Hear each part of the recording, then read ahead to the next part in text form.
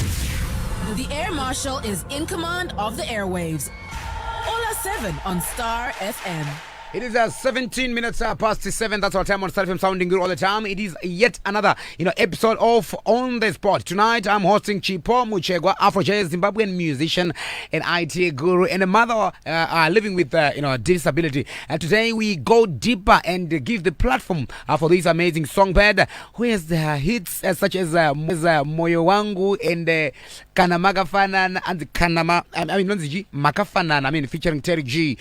She was born on the 9th of April 1992 and is from Norton, a small town outside Harare in Zimbabwe. And this is my first time hosting her. Standard, on the spot. Tina Munamu studio. We would dive into background, the industry, love, family, and the future. Welcome on the spot, Chipo. It's good to have you in the studio. Thank you, Ollah. How are you? I'm alright, thanks. And you? I'm okay. Ndakagona last Saturday. Atatiri ku Saturday ziyatika.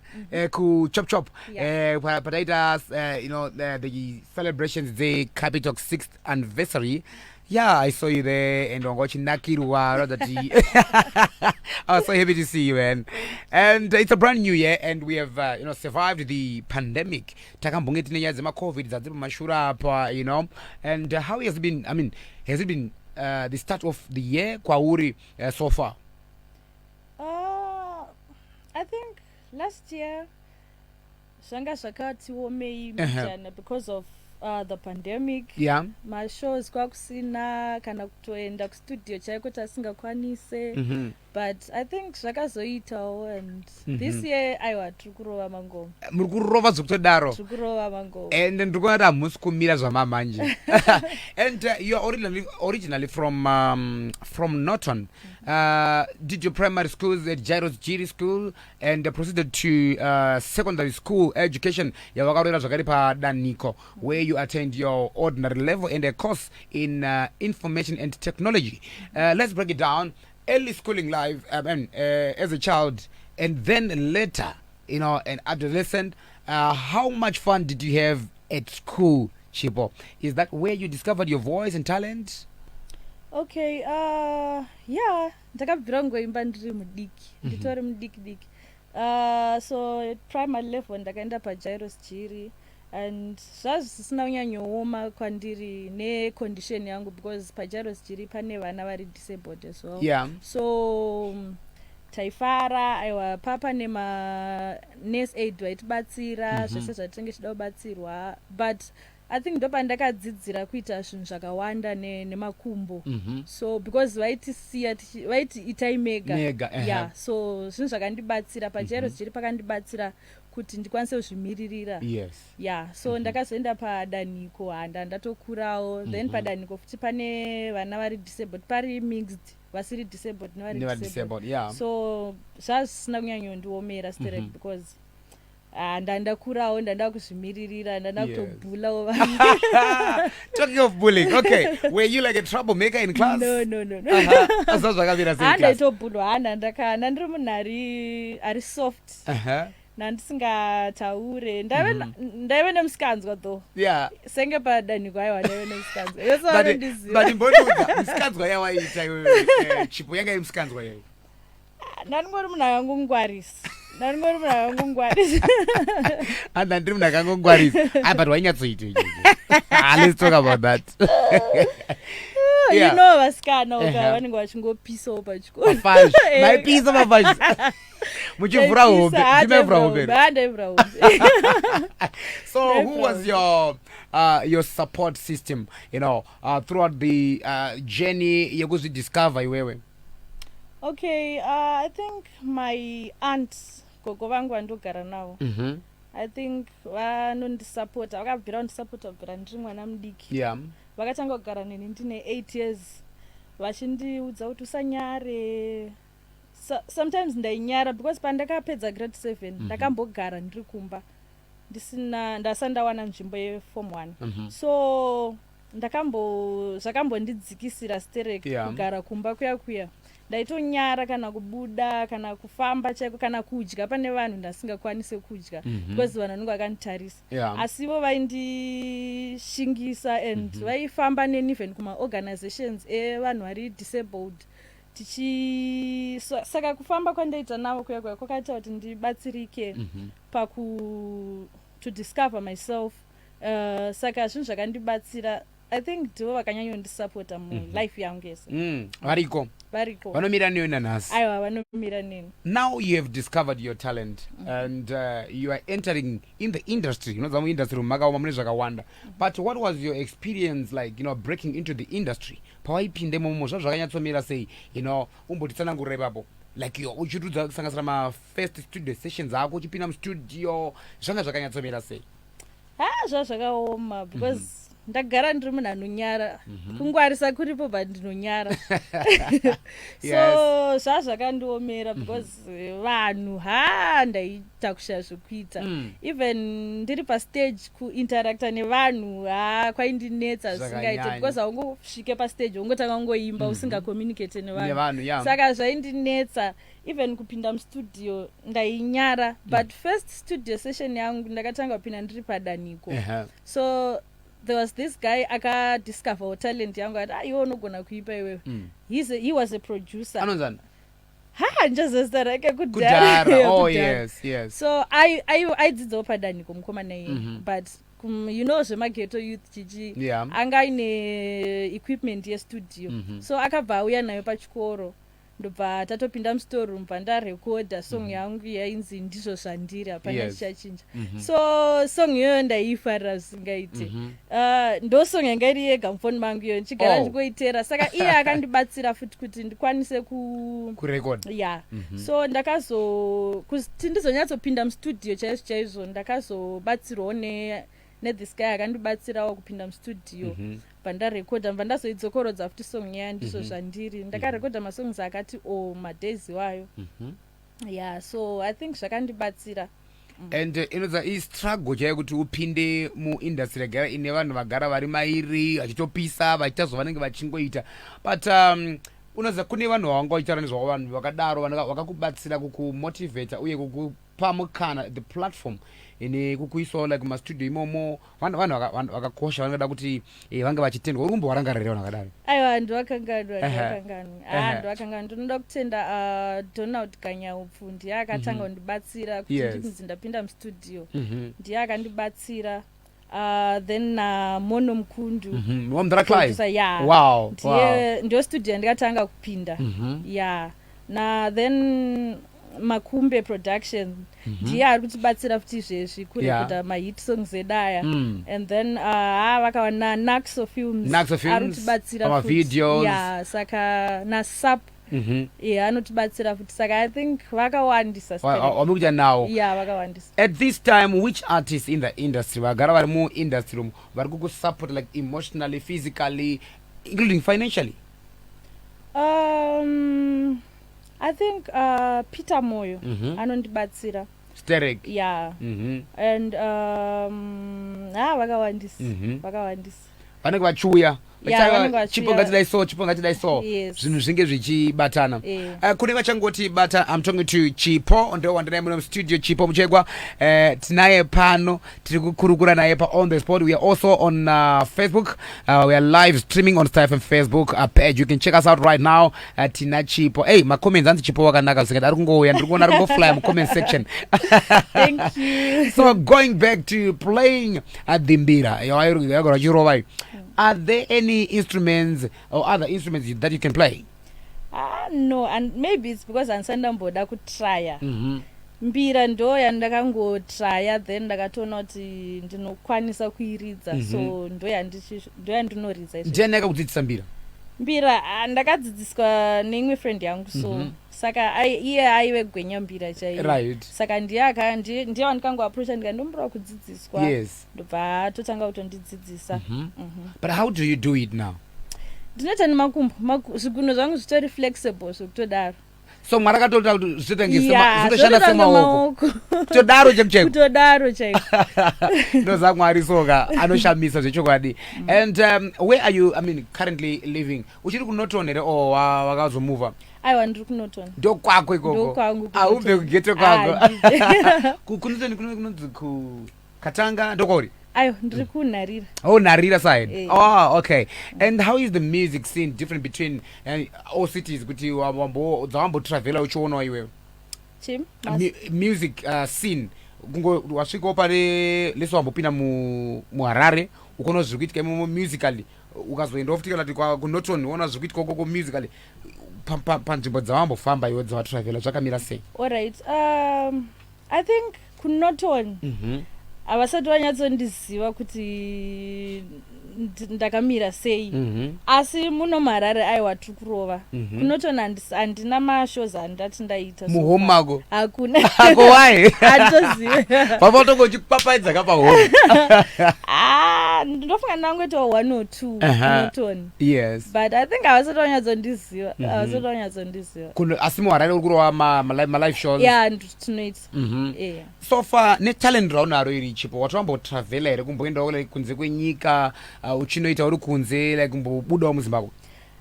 handisati but chitori chishuviro changu kuti ndimbobudawo out of Zimbabwe tinoperforma kune vanhu vagara vari ikoko.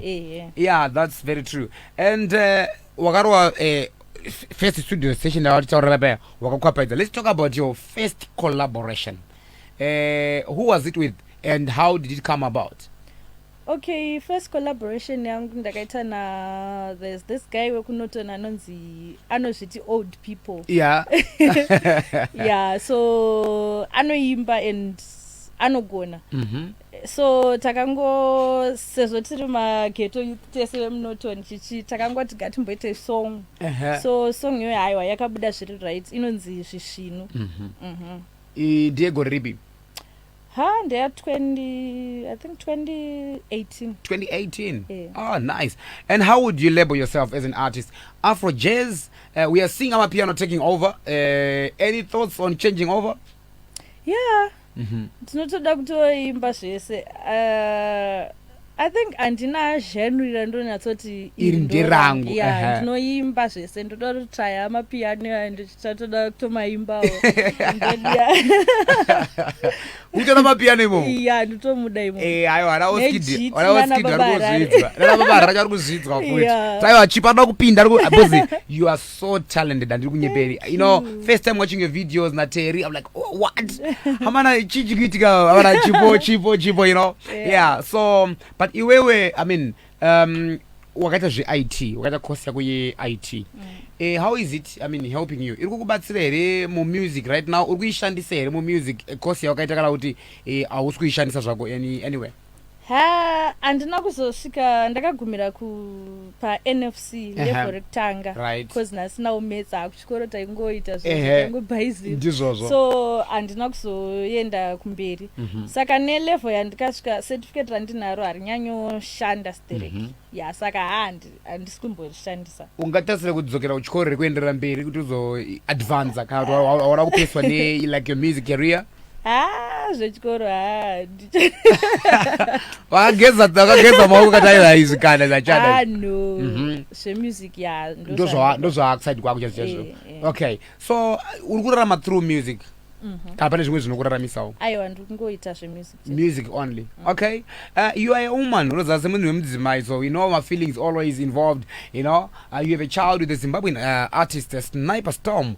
How is the relationship with your daughter? His relationship, by the way, with your daughter? Iye nemwana? Yes. Vari bo. Vari. And also iwewe naye? Hatitaure zvedu but tiri right. Which is good. Yeah. Because chakakosha ndechekuti pakati penyu pakava nenhaurirano, especially co-parenting these days, because imimi muri like my role models. When I see you guys, when I see Sniper, I once hosted him on this show last year, so we talked about this as well. So say my role models, people look up to you and say, oh, Chipo and Sniper, they are doing this, and there's kuti kune vamwe vanhu vakachikutarisai vanotedzerawo zvamuri kuita, say okay, but co-parenting because vamwe vabereki zveshoka vakatosiya vana vasitombokwanisa kana kutombotarisa or to support vana vavo zvekutodaro, but in this case I'm sure it's different, right? Supportive, is he supportive? Yeah, I support. That's very good. That's very good. And set aside Talk to Terry G. We mentioned him in the beginning. Terry G. Do you know first time za Terry? Pane when first song ananzi Ray McCullough. I don't know if you know him. He's in America. Ray McCullough. Yeah, the guy is called Ray McCullough. He's in America. So I can't Ollah sha. Pane first ananzi Terry. This guy is good. Okay, let's give me the music. I listen to the music, I listen to the song, I get reggae sort of. I'm like, what? This guy don't go like you can we support you can okay, definitely. So in the process the interview, I think it was over the phone. Yeah, back in 2016, 17 back then, yeah. I remember the interview catching na Terry. So imimi guys, that remember that na Terry Makaya sangana say how did you guys decide on what to do or what to sing about? Alright, na Terry tagara tichizwana kupira kudhara takadzidza tese kuJairos Chiri. Saka angori munhu andaizivawo. Then mu music industry iye aingoitawo zvake ndichiita zvangu. But then Makumbe ndiye akazobata Terry akati Terry tsvaga musikana anonzi Chipo. Umboita collabo naye. Saka idea se collabo indi Makumbe. Yeah. Ya makaita yoyo. Wow. So takabata piwa madates ekustudio batatoenda batano recorder and atomboziva kuti chatoita hit zvekudaro yeah ndezvemoyo so takabata recorder then batazoita video zvatobuda bosses. All right. Then my songs enyu pane imwe makabva kuririsa recently. Seems like ndiye kurambana sort of. Ndakabhaiswa ndakabatwa kumeso. Tell us about that.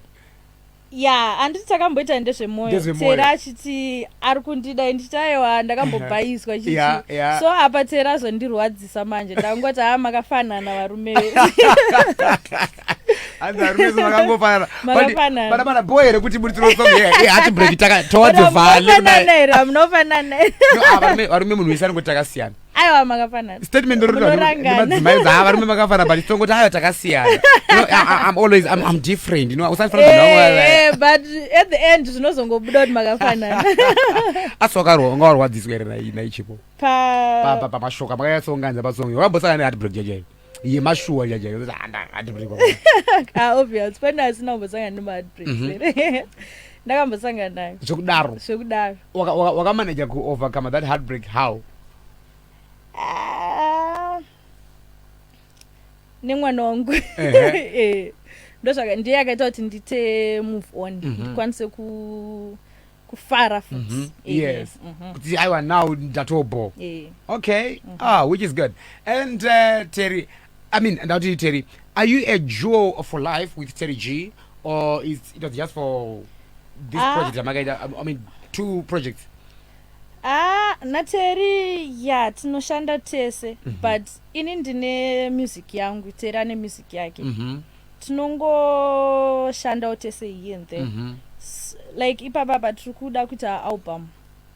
Terry anenge ane rake ini rangu, but tangorita double. Okay. Pas same day. Album launch yacho ichaitwa same day. Wow. But music yake ne music yangu. Yakadzakatosiyana. Okay, but muri kubatsirana pane zvakawanda. Okay, but I think zviri kubuda zvakanaka and also the support andikona muchi receiver, but iwe kuside kwako uri kuona support yakamira sei muri kupuwa nevanhu. Yeah, I think vanhu vari kufarira tiri tese munyanya. Yeah, ende tiri tese zviri kunyatsobuda. Ende mwari kubva watonyatsofunga kuti iwe naTerry pamasongs amwe pamwe kutodanana. Aipa uchibvotidza, are you guys in love? No. Are you in item? Ndezvebasa. Hazi ndezvegraft guys, mapanzera pamwe mwana iwana azvamba. I mean, we mentioned you have a beautiful daughter, Reborn Matipa Ishe with a Sniper Storm, born on April 24. April 2020. She was born on the 14th of April. 2020, right? Yeah. Yes. So how do you care for your daughter? I mean, Chipo, do you dress her and feed? I mean, dresses, food, yeah, asita kuenda kuchikoro. She's 3. Yes. But zvese ndinomuitira kumugezesa, kumupfekedza, nhasi ndatomuruka musoro, nhasi tomuruka mabhanzi. But how do you do it? Makumbo angu sezvandambokudza kuti ari handizoti atori maoko. Yeah, ndinoita zvese. Now, even kuzvigeza ini ndinotogeza, kupfeka, makeup, asi hangu handiziri ndazviti. That's what nice kwa. But imwewo ingori imwe yakangodaro yandinoita ndega zvese, zvakawanda zvacho ndinoita ndega. Wow. Ndikunyatsoimagina uchiita tuntu kwako Chipo uchiita yaunongoitoita padhead nechi. Wow. But ava antu ambotara vanenge vachikubatsira yembe. Yeah, ndino zvandinobatsirwawo here and there, but ivo vantoenda kubasa vantoswera vasipo. So ndindotosara ndiri pamba. So zvakawanda zvacho ndinoita. Oh, nice. And unoziva chi toda kuti chinzwa kuti 2023 iyi yatakatasara nayo wakagadzira zvipi musically apart besides nyaya yealbum rawatitsanangurira riya. We know you have collaborated with Peter Moyo on his album. What's next? I think pane album, then album raPeter Moyo harisati rabuda iso. And then tichangoramba tichingowisa good music, videos. Then ndiri kushuwira kuti ndito collabo na Japraise kana na Baba Harare. Patu ivavo ndikaonawo at least one. Japraise na Baba Harare. Yes. Udati dai wambopindawo ne1 wacho. Yes. Aiwa no, I think vari kuzvinzwa. Baba Harare uri kuzvinzwa, unongori mucomment section ndiri kutokuona zvangu. Japraise, please adzi na Chipo ari kudawo collab mwana wevanhu, please. Ndingafarawo kwazvo mukanga mamutora achingobva on the spot moti ndaye mustudio straight mwamamutavi vakasupport. Ndokusimudzirana kwatinenge tichitarisira uko. So ndiri kumbonzwa kuti iwewe let's say pane mabrands awashanda nawo akambobatana nawo mukuita maprojects ako. What message do you have do you have kuma-corporates iwawo vanhu nokubatsira apo neapo? Ndinongoda kuvatenda nezvese zvavari kutiitira, especially ndoda kunyanyotenda NBS. Vakandidonatira wheelchair, electric wheelchair. So zvaeasy kwandiri kufamba, kuita zvandinenge marounds ese andinenge chida kuita zvaeasy pane kumirira kupushwa chichi. So ndinongoda kutenda NBS. Then nevamwe vese vari kundibatsira ndinongoda kutendai and keep supporting Chipo Muchegwa. Yeah. All right. And under your comment section, tikapinda mu YouTube mu comment section, people are always showing love. What message would you have? Would you love to leave kuma fans kumbo wapo au unataka kuwaudza mafans ako? So ndinoda kuvaudza kuti thank you nelove yavari kundipa. Even ndikapinda mutauni mutinenge chingounganirwa nevanhu, ndinongoda kuvatenda nekundionawo. At least havachatarise disability yangu, vakutarisa zvandiri kuvapa. So ndinongonzwa kufara nezviri kuitika mulife yangu. Handinombozvifungira kuti ndo pandichazosvikawo. So ndinongoda kutenda vanhu vese vanondisapota. That's very good. And Chipo, as someone living with a disability, are you getting the recognition and treatment as others in the music industry? Andingambodonyepa, I think no. Hatisi kunyanyo ma-promoters havasi kutionawo. Ukatarisa kuti ma-shows ari kunyanyoitwa hatisi kuiswawo. Show yatinenge tatozowana ndeyekutozvitsvagira, tinenge tatotsvaga zvekutoti at least vakationawo kuti tiri kuvapawo good music, vakationawo I think zvinotifambira zviri right. Yeah. And also maybe yanga chitara ma-collab nemanga vanhu vakasiyana siyana vakawanda. Pane ndachiwerenga message pa comment section, hanzi Ollah ndiri curious na someone hanzi ndibvunzira kuti Chipo na Sniper vakasangana kupi. People are always crazy, man. Indombobvunza zvangu but vanhu aneno Chipo sidairire cha. Antese tinoita zvemusic saka tinongosangana mumastudios shows imomo. Yeah. Chibaba vachanakirwa nebaby. sniper. Ollah. But then, how long was your relationship? We dated for 5 years. 5 good years. Yeah. Wow. Younger But guys, I think you were good. Chicheka's on then, man. Honestly, I have no idea. Five good years. 5 good years, Chipo. They found my 2 minutes again. I thought it was all along. Then I could maybe my 2 minutes, but do not. In 5 years, my go to crash cup. Yeah. And Danzi, what's your favorite food? So today, tonight, I'll be taking comments, because you've got a lot of fans in the comment section. And actually, Dripa Facebook for Chona. So I'll be reading some comments from the fans. So my fans, be nice to Chipo. I'll be taking your comments. I'll be reading your comments here, so that Chipo, you can just comment section, so that I think actually daira tina panaba. And what's your favorite food, Chipo? Ndofara kudya sadza nederere. Ndofara like zoneta into that derere. Ndipaka richipodzerere. Ndofara derere restaurant. Ndofara derere restaurant. Okay, and your favorite drink? My drinks. What about drinks? Mirinda Fanta. Antogonumwa mamwesa. Iyo ndo yangu. Right. But let's say in Drukuronga something to holiday. Tenda ko holiday chipo. Tenda kupi? I think Kariba. Victoria Falls ndakambokuenda. Kariba ndo kwanisa ndamboenda. Ndo kwandoshuira kuenda. Ku Kariba. Okay, nice. And also movies. You like movies? Yeah. Andongoona esa nunakidza. Ese. So far was spoken ibi. Ndofara mahora kunyanya. Ndofara mahora kunyanya. But mabibi machinja ndo chikahora. But azviti something chingori nice, you know. Aina ndifanditye. Yeah, ndofara mahora ndo ako chacha. Nema action Okay, sadambo pina mu comment section. Okay, pa Facebook page dekanziyo Star FM. Dauti ndinge chwerenga ma comments ari kuya from the people vari kutaura na Chipo Panabanz. I love you so much Chipo. Unogona. This is coming from Butte Sakwata. Zvikanzi ndonzi Pritoneta Gwenya. Anzi such an amazing person, Chipo. Okay. And Ollah say for the first time kuita good to nice Ollah because bara Chipo di mika adzongodza guys asandisi nice ndakati ngori nice you know ndakati ngori nice ne vanhu vangu anditika hi anzi sniper mwari ave naye ni love yemusoja Alfred Chikwaza.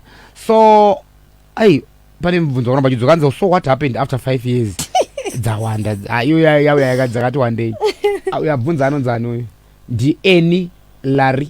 Okay, so this is inandisi kukubvunza maquestion ndiri kutora evanhu. So hanzi what happened after 5 years Chipo? I think zvinhu zvinongosvika pakupera. Zvakangopera. Makabowana. Takangobona. Pana kachita mumwe. Hapana kachita mumwe. Oti hatabo. Okay. Hanzi Chipo anogonesa. Ndonzi Clever Bvuma. Hanzi Chipo akanaka zvake. She is beautiful. Hanzi na Monica Mtandwa. Chipo na Terry chirora nai. Azvito chitirora. Why? But why? Why otazviti? Tese tine disability. Tese tinoda help. Saka kuti tirorane ka ndone zvichinyatsobuda. Hazvibudi. Pakuti murorane. But you need help. But you at least you can do some things. Maybe zvisingakwanisa na Terry. Yeah, but hazvibudi. Ollah, I remember the time I broke up with my ex during the exam. I almost submitted a desk. Submit a desk. Comment section. Na Dr. Choga CT. Wow, Chipo, you're just talented and a motivator, not only to the disadvantaged but the lazy, so-called able-bodied. Mashoga not good now. Abakuna Dr. Choga. inini ndiri munhu asina akatambira zvaari. Ndakazvarwa ndine disability, yes, but handina kusiya disability yo ichindikanganisa zvandoda kuita mulife. Ndinongoda kungoudzawo even vamwe vari disabled out there kuti usazvidzikisire. Pane chaunotokwanisa kuita muupenyu chisingagonekwe nevamwe. Hanzi na Porsche ari kuAustralia, Porsche sibanda ati Chipo is amazing hake apa, she's beautiful, anyatsoratidza kuti disability is not inability. Well done, beautiful Chipo, beautiful voice. True, ndozvaanyora parapa ari kuAustralia.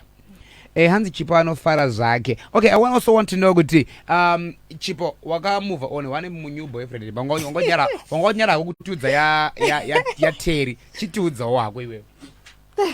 You know, when you are a celebrity, when you're ulpa limelight, okay? Zvizhinji zvechicelebrity zvinonetsa kunyatso manager kuti uzvihide. So Chipo people want to know all that, you know. So wakamove on ere. Kudhara. Wane mface wako? Ndanaye. But I want to know, who's that guy? Who is that lucky guy, by the way? The luckiest guy. Ariko. But Ariko kutita bon. When don't Ariko glow. You're glowing. But makatorora nero mchungo dana. No, tuchungo dana. And okay, it is 12 minutes to 8, by the way. My question is, Ariko Anzi, hey, Chipo Anzi Ollah.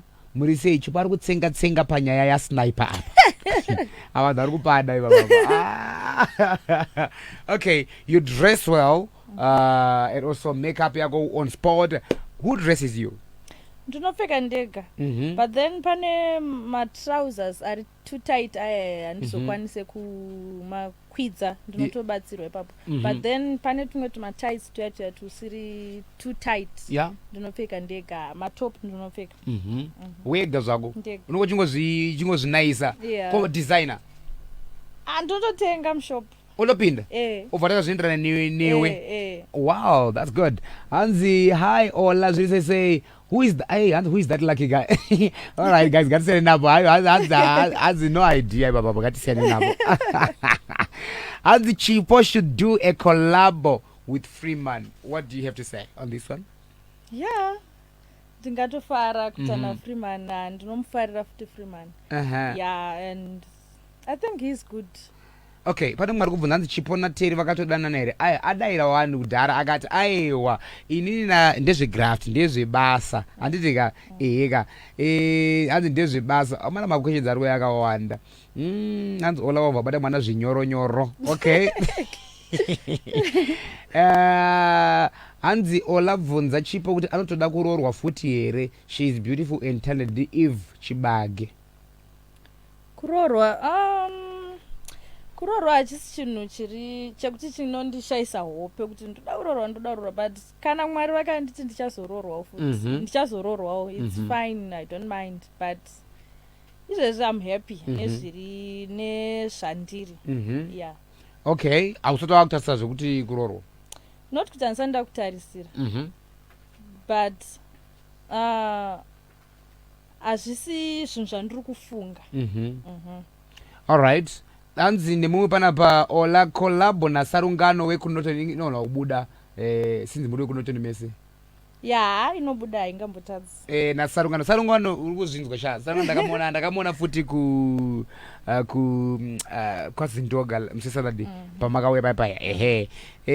Hanzi nini Chipo anondigonera zvangu. Hanzi Ollah Chipo ngatipoka one song yeValentine please ndiri awin Chibundu. Hanzi pada song yeVale. Okay. Pane makagadzira here kudhara kati makagumira paheartbreak makati pamuzuno. I think tichawisa imwe. Ticharonga to because apa takuda kumbomira then tozongobudisa album. Hanzi, I love your character Narumbi Goni. Mwakati hanzi Chipo, how old are you? Okay, I'm 30. She's 30, okay. Chipo, you are my favorite. I love you. Ndipo Machimbira. ndozvarutaura Okay. asi Thank you. asi the lucky guy here Aiwa.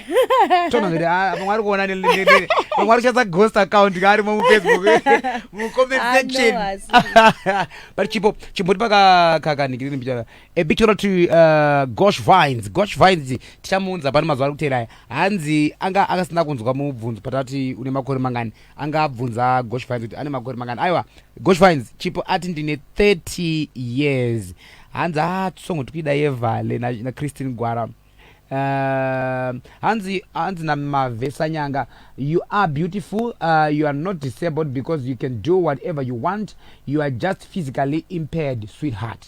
Do zvatawane mwe muteereri panapa anonzi mavhesa nyanga.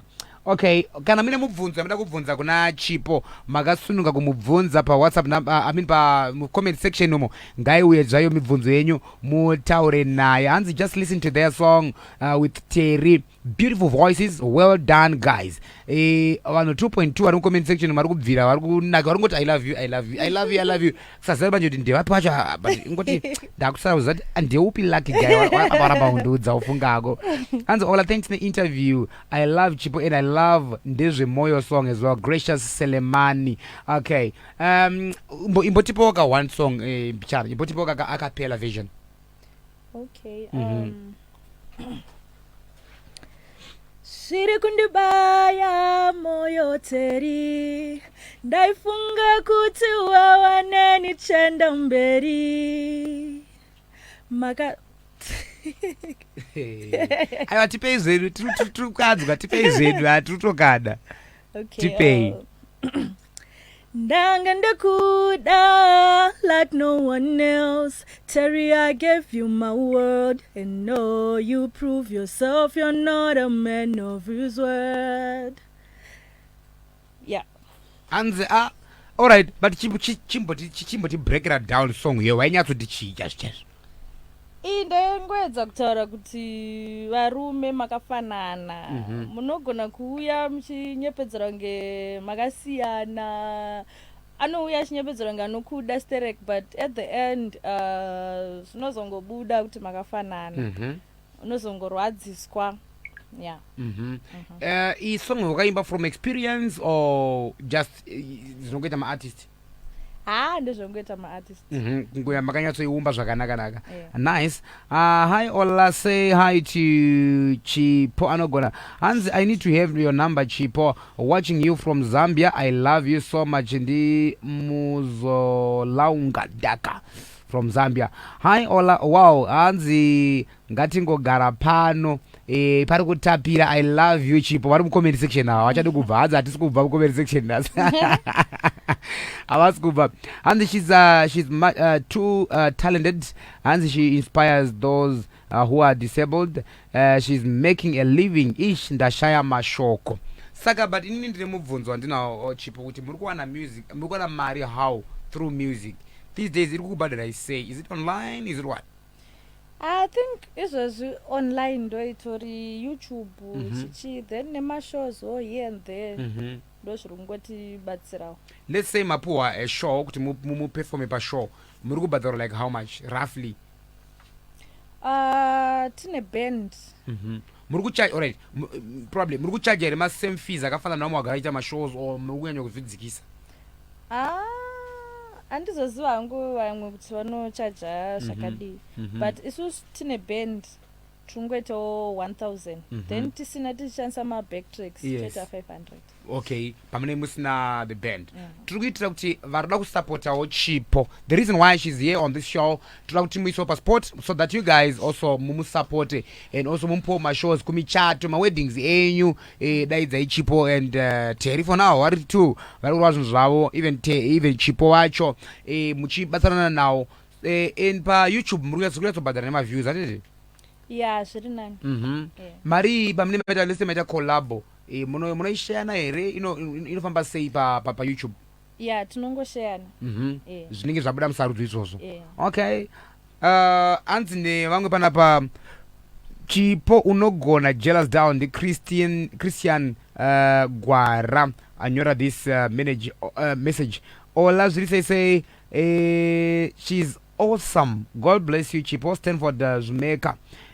but mameseji awasikusa mibvunzo yakawanda awasikunyanya kubvunza zvakuti zvakamira sei achinja rikukomplimenta voice rako hanzi riri kutapira voice rako is good chichichichi but mashoko ada kusiyira mhuri yezimbabwe nhasi Chipo ndiye kuti kudii vakateerera vari kukuona pafacebook nevari kumba? Just wanna say keep supporting Chipo Muchegwa. Ticharamba tichikupai good music, good videos, more collabo. Zvakawanda zvacho tinenge tichingokudzai, but thank you nekuti nekuramba muchingotisapota nemalove nemalikes enyu amuri kutipa. And what is your dream, you know, as an artist, as a mother? Ndinongoshuvirawo kuti music yangu iendewo kure, tikwanisewo kuendawo out of Zimbabwe tichinoperforma, so that ndichikwanisa kuchengetawo mwana wangu achiwana zvese zvaanoda zvanenge achida. Nice. And what do you want to be remembered for? As a good musician, a good mother, and nekuinspirewo vamwe vane condition senge yangu. Okay. On a Sunday, let's say on a Sunday afternoon, what is your normal routine like? What do you do? On a Sunday ndo pandinenge ndiri kumba, tinoenda kuchurch, then tozoswerawo ndinenge ndangoswera ndichitamba naRibbon, tichimboenda naye anonyanyofarira kuenda kumaswings tereke, so ndokwandoenda naye koko ndoswera tiri ikoko achitamba achifara, tozodzoka kumba. Mozodzoka zvaipa 10. That's good. So how can people get in touch with you, Chipo? My Facebook page, it's Chipo Muchegwa. Instagram Talent Music Zim. YouTube yangu Chipo Muchegwa. Yeah. Toda kuti vanhu vabonyasa kufollowa nhasi pafacebook, vanhu vese vari kuona pafacebook akava 2000 something ava, toda kuti izvezvi vaende vanolika page rako. Rinonzi chii Facebook page rako? Chipo Muchegwa. Endai pakanzipo Chipo Muchegwa ndo pa Facebook page rake, like a page, and also make sure that you subscribe ku YouTube channel yake yakanzi Chipo Muchegwa. Yakanzi Chipo Muchegwa zvakare, endai muno subscribe to the YouTube so that panoiswa ma videos awanoka something ngekuraramisawo mwana wake sekutaura kwaita. I don't know your number wakasununga kunge uchipere kuti maybe to those wada kukusupporta, to those wada ma promoters and other people, yeah. Okay, not fake promoters. Yeah. 0776 180 335. Again? 0776 180 335. Okay, ndo namba dza Chipo kune vanga vasina kunyatsodzibata zvakanaka. Ndo patinokwanisa kumbada. Thank you so much, Chipo, for coming. Thank you for having me. Ndinotenda zvikuru kunge ndina Chipo Muchegwa on the spot nhasi musi wechipiri chakaropafadzwa musi 31 January 2023. My name is Owen we Komadondo Ollah 7 the Chief A Marshal the Baba Occasion Master. You can follow me on Instagram at DJ Ollah 7, Facebook page at DJ Ollah 7 Star FM, and also my Twitter handle at DJ Ollah_7. Don't forget to follow us on the big one at Star FM Zimbabwe. Facebook, Instagram, it's Star FM Zimbabwe. Nditika mkugara mangono like pakanzipo Star FM so that muzopotsa zvimwe zvirongwa zvinenge zvichipinda pana mangwana on the spot. I will be hosting Dr. Tawanda. Munowaziya mukomana paBotswana, ari kupisa paBotswana, producer wedu muZimbabwe. Yes, so he's based in Botswana. So anenge ari pano pa on the spot mangwana kubva nenguva dza7. Mogara makatenga data because mukomana anovhura hombe zvake. But ndadzifambira, so tinenge tinaye magwana pana batitika. Also you can subscribe to my YouTube channel at DJ Ollah 7 Star FM. Kwanas, bye bye. The After Drive. Tinotenda zvikuru kakuti kwata chiri mustudio, the guy behind the cameras, Tony. Tonight nasina Tony panapa Tonderai and ari para Marvelous, and also tina Boom Baby the producer. Many thanks. Murare zvakanaka. Stand by for Farmers Forum. Tikapedza apa muchazopinda muchirongwa na Tete Tilda. She's back.